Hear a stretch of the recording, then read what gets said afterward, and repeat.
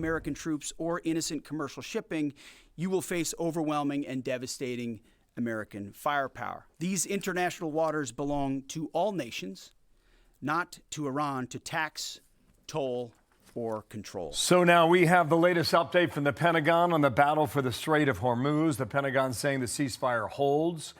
This despite Iran shooting at U.S. forces working to protect that key shipping lane. So there's a ton to get to. It's going to be a very busy news day.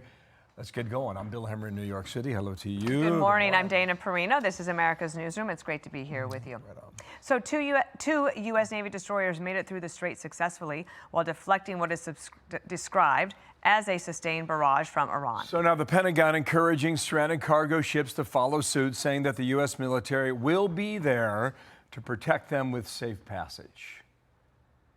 As a result of Iran's indiscriminate attacks across the region, there are currently 22,500 mariners embarked on more than 1,550 commercial vessels trapped in the Arabian Gulf, unable to transit. They also launch cruise missiles, drones, small boats at U.S. forces defending commercial shipping in the Straits, and United States Navy MH-60 helicopters and Army AH-64 Apache helicopters successfully defeated those threats. Commercial vessels that transit through the area will see, hear, and frankly feel U.S. combat power around them on the sea, in the skies, and on the radio. Okay, let's get going on the reporting. Lucas Tomlinson's in Dubai. Jennifer Griffin's in Washington. And let's start with you, Jen. Coming off that Pentagon briefing, good morning to you.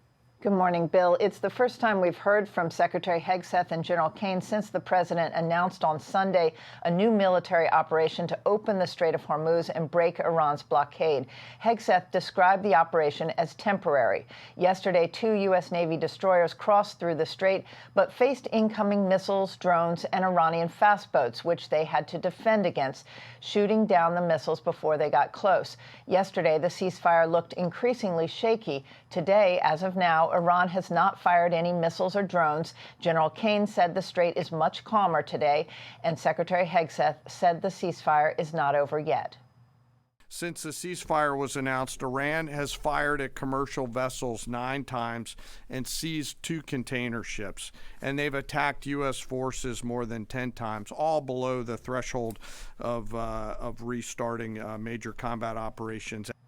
Secretary Hegseth added that 6 ships trying to leave Iranian ports were turned back by the U.S. Navy. CENTCOM Commander Admiral Brad Cooper, just back from visiting sailors and airmen in the region, spoke to reporters yesterday and said the U.S. military shot down incoming drones and missiles threatening U.S. ships and blew up 6 Iranian fast boats sent to menace U.S. ships. Iran has hundreds of these small attack boats and still has thousands of drones.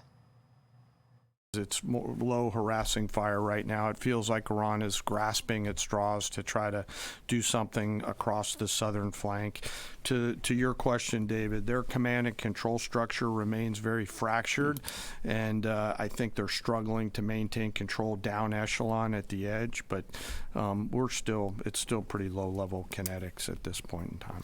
Reuters is reporting the latest U.S. intelligence assessments indicate the time Iran would require to build a nuclear weapon has not changed since last summer. Weaponization would take about 9 to 12 months, according to this new intelligence assessment.